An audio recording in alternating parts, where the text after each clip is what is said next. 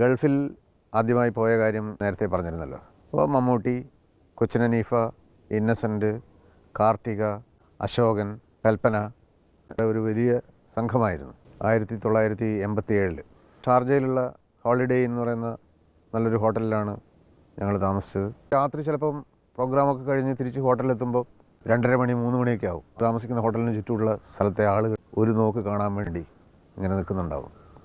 അവരുടെ ആവശ്യം എന്ന് പറയുന്നത് ഈ നടന്മാർ അവരുടെ കൂടെ നിന്നിട്ട് ഒരു ഫോട്ടോയ്ക്ക് പോസ് ചെയ്ത് കൊടുക്കണം. ഈ സമ്മാനങ്ങളും കൊടുത്ത് അവർ പോകും.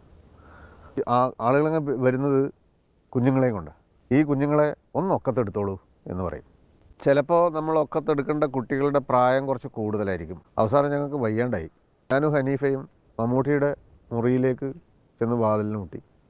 വന്നത് മുഴുവൻ ഈ മുറിയുടെ ഉയരത്തിൽ അത്രയും സാധനങ്ങളാണ്. മമ്മൂട്ടി ഒരു സ്ഥലത്ത് നിന്നിട്ട് ഇങ്ങനെ എക്സസൈസ് ചെയ്യുന്നുണ്ട്. ഫോട്ടോയ്ക്ക് വേണ്ടി കുട്ടികളെ എടുക്കാൻ വേണ്ടി, കൈക്കും കാലിനൊക്കെ സ്ട്രെങ്ത് ഉണ്ടാവാൻ വേണ്ടി എക്സസൈസ് ചെയ്യുകയാണെന്ന് പറഞ്ഞു.